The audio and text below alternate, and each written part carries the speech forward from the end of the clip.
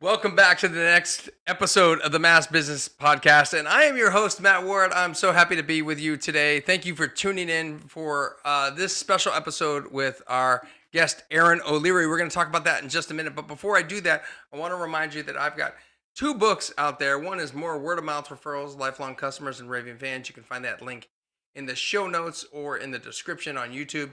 And also, released in 2021 is The High Five Effect, How to Do Business with People Who Bring You Joy, endorsed by small business influencer Ramon Ray and Mike Michalowicz.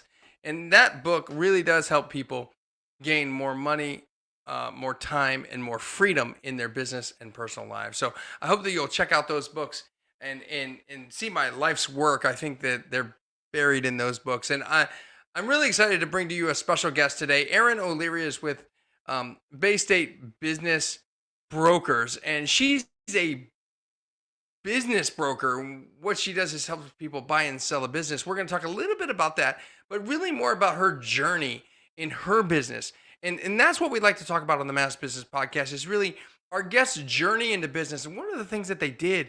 Where did they come from? How did they modify and change things throughout the process to get to where they are today, so that you can understand what you can do in your business to take it to the next level?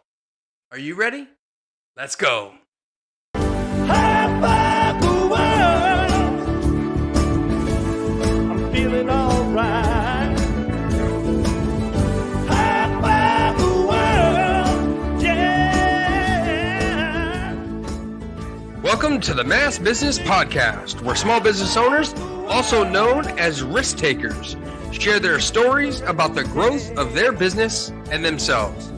Our interviews and our content is focused on growing a small business and understanding networking and referrals.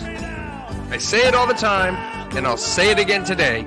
You never know where your next referral will come from. High five the world. Yeah. Oh, caught me singing. Hey, Erin O'Leary, how are you? Thanks for joining us. Thank you for having me. Awesome. Well, I'm so happy to have you. You know, we met through networking. I was really excited to meet you. We hit it off great. And it's always fun to meet business brokers because I love the stories that they can tell about how they help small businesses. There are probably some people on this call or listening to this podcast or watching on YouTube that don't exactly know what a business broker is. So just take 30 seconds to a minute. Tell them who you are, what you do, and what a business broker does. Absolutely. So my name is Erin O'Leary, and a business broker is in very simplistic terms, the person that helps you monetize your life's work. As you said, that your books, are a compilation of your life's work. Oftentimes a business owner's life's work is in their business. It is everything that they've put together, and I help them monetize that investment and help them to transition into their next adventure. So, yeah, I mean, transitioning is key. Not everybody is built to run a business forever. Some people are going to sell a business. I've sold two, one after 16 years and one after 11 months. So I've been on, both sides. I've also bought smaller businesses to fold into the web design company that I had over the years. So I understand the value of business broker. And I think that a lot of people need to understand that a business broker for a business is often like a realtor or a real estate broker for their home. They get more value and they learn the things that they don't really know about exiting. And while we could do a full podcast on business broker buying and selling businesses, and I would love to do that, that's not what this podcast is about. It's definitely about sharing the journey so that people can take tidbits away and nuggets. So let's go back to the early stages of business ownership. Why did you start a business?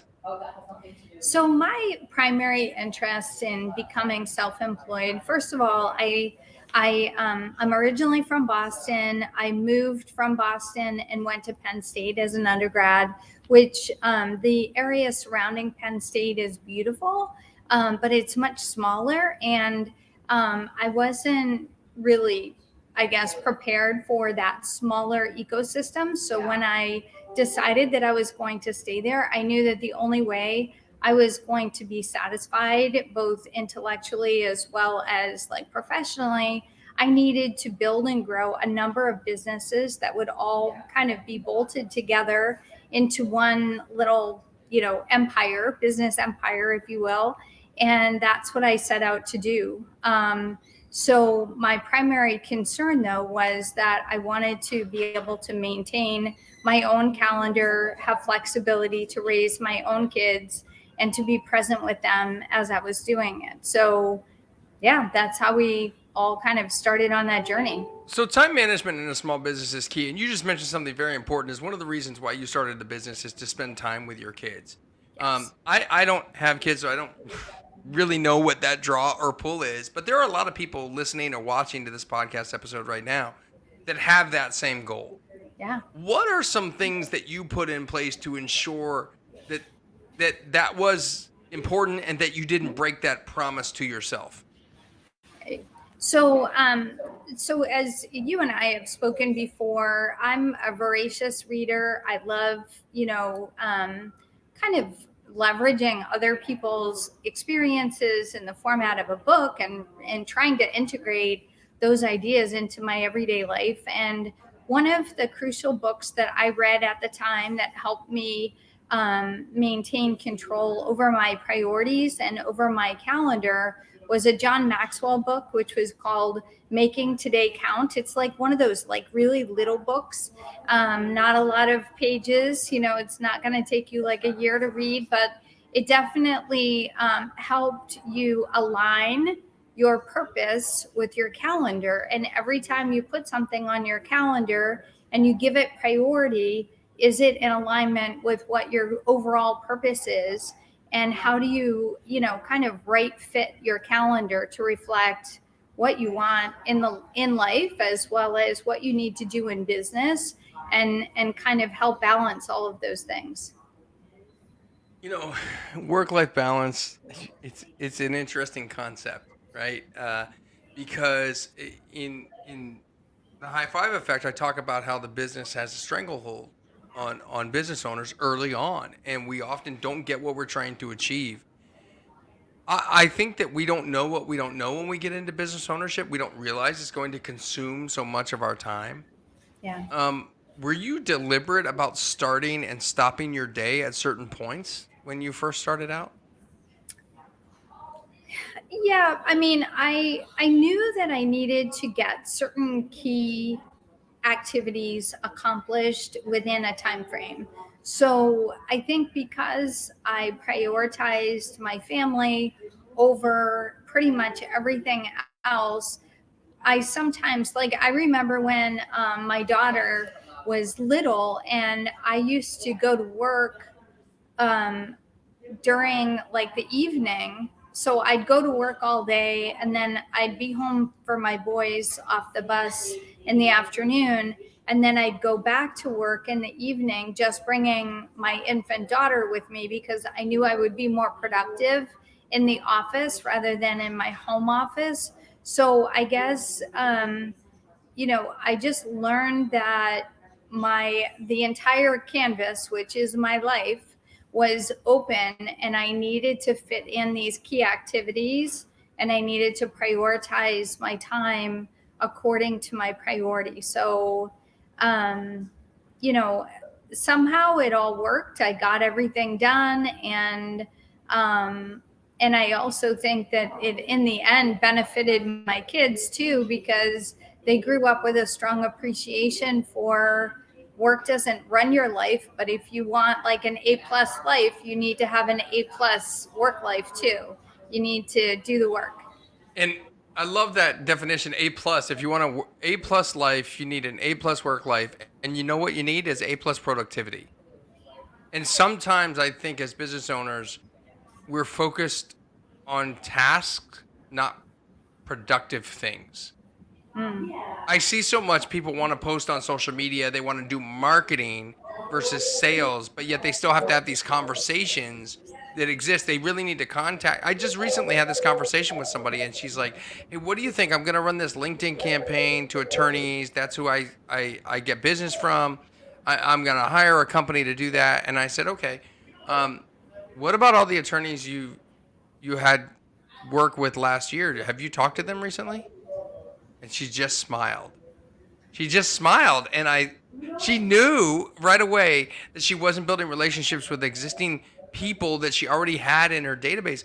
People, it's so much this we're ingrained to just go after this new stuff and not pay attention to what's important. Are we really just being busy, or are we being productive? Mm. Has productivity always been on your mind? Yes. I mean, I think, when you plan to accomplish a lot, you have to figure out early on, how to get away from being busy and how to focus on being productive.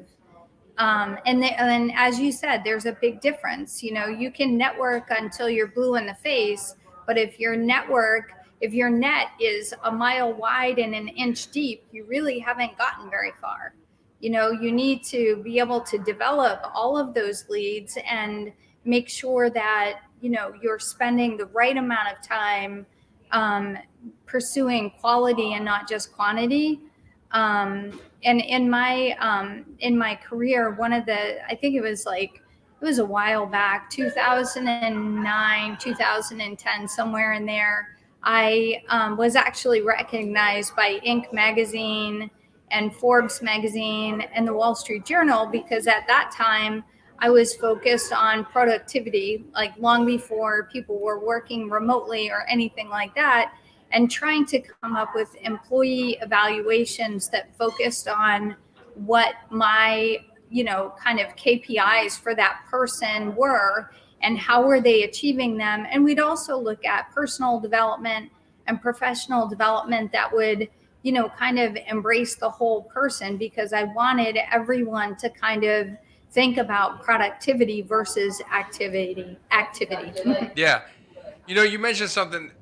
If you're networking, if your network is a mile wide but an inch deep, it's not really doing much. And it made me think, geez, if you throw the net but don't do the work, you're not actually networking. Yeah, very good. If you throw the Yeah. net but don't do the work, you're not networking. And so many times I see people to go to an event and they're like, hey, here's my 60-second pitch. Here's my elevator pitch. Here's what I do. And there's 30, 40, 50 people on that Zoom call or in the room, and they don't do anything after the event. And so it's not productive. Right.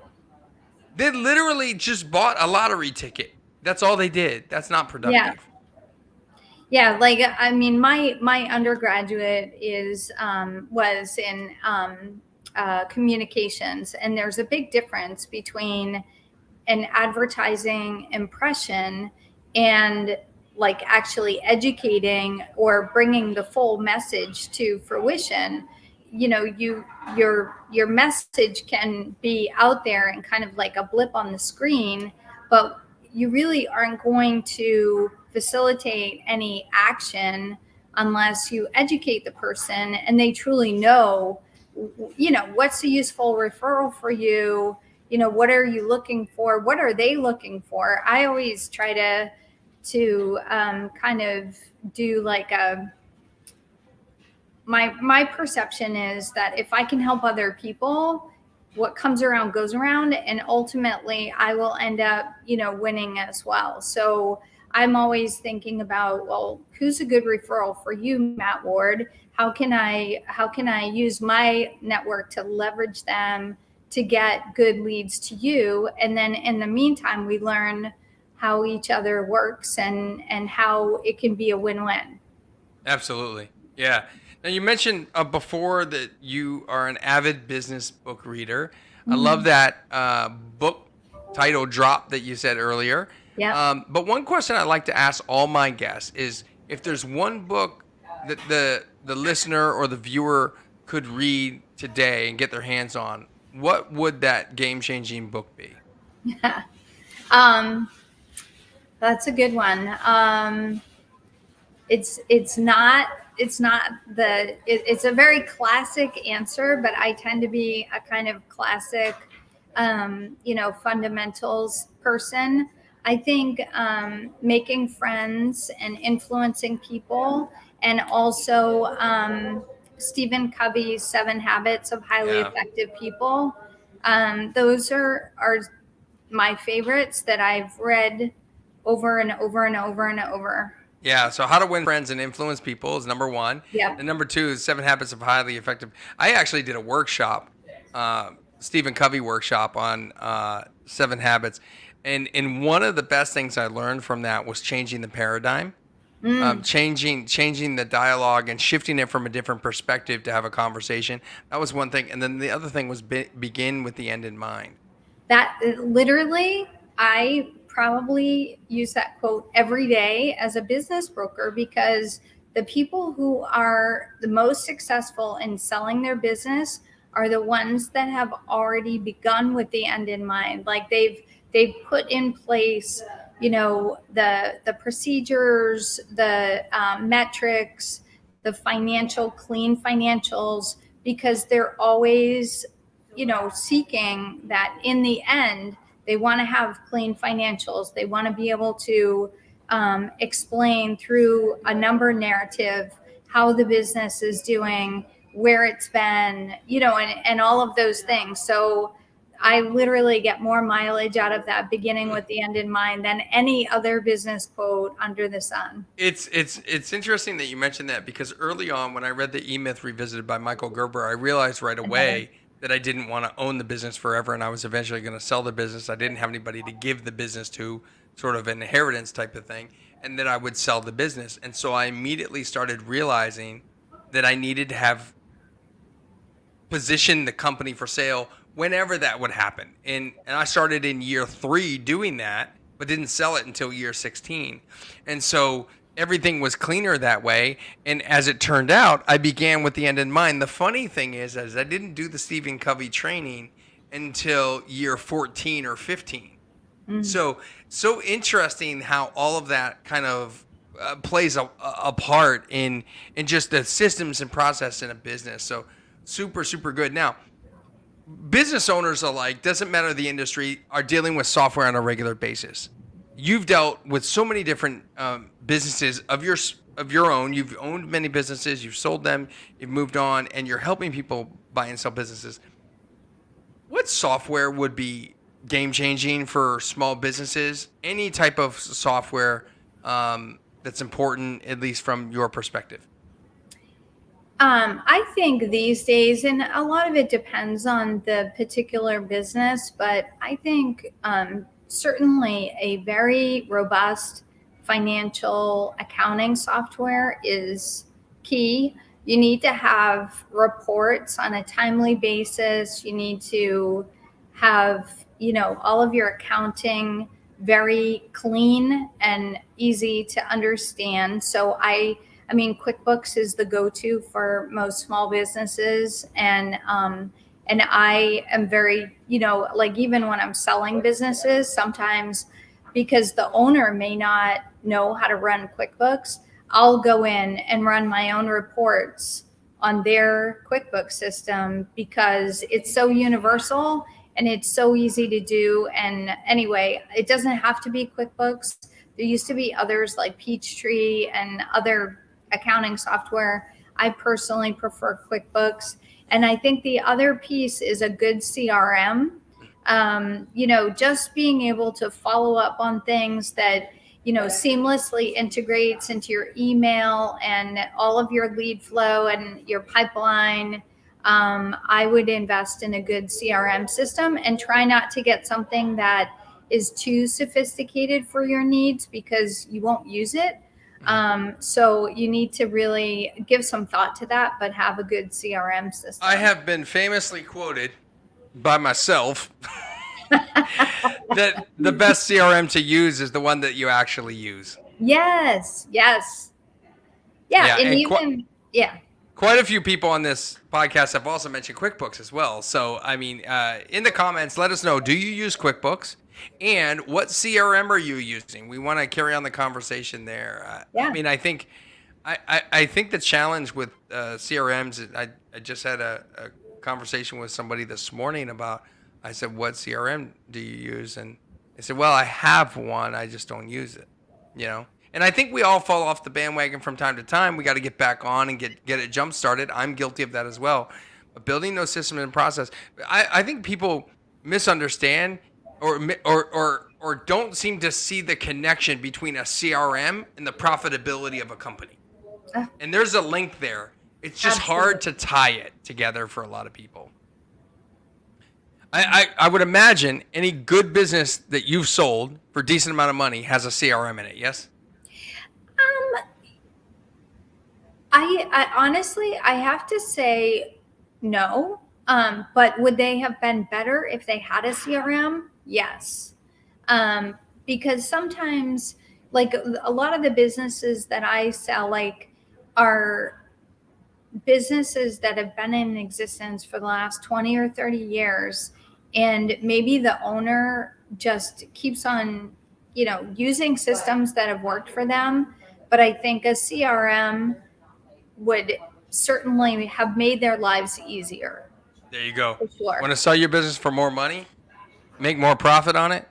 Get a good quality CRM. There you go. Erin, I know you're a huge networker. That's how we connected. Thank you for sharing your insight on this podcast.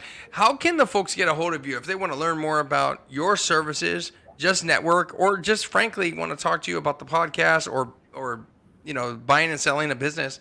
How can they get a hold of you? Where can they find you? Probably the best way is LinkedIn, Erin O'Leary, MBA on LinkedIn. I'm a certified M&A advisor, and I do, keep up with LinkedIn. So just reach out to me there. All right, LinkedIn. Great. We'll make sure we put the LinkedIn profile right in the show notes. If you're listening on podcast, make sure you check out the show notes on the website, and also on YouTube. We'll put it in the description so that it'll link over to LinkedIn. You can connect with Erin over there, and don't try to pitch slap her. We're not going to accept that. You just a straight up connection and just have a conversation. Don't try and sell her something. We're not going to put up with that. All right. Well, thank you for joining us on the Mass Business Podcast. Listeners, if you have not already, please like on your favorite podcast app. Please give us a 5-star review for Erin's episode, and make sure you like and share and comment over on the YouTube channel. We're on all the social platforms, so find us over there. If you want to be a guest on the show, reach out to us. You can find me at matt@breakthrough-champion.com, and just reach out. We'll talk to you about being a guest on the show. We've had some great guests this season so far, and really happy to have you here, Erin. Thank you so much for being here. Thank you, Matt. Don't forget to live happy, smile a lot, and high five everyone around you. Take care, everybody. Take care.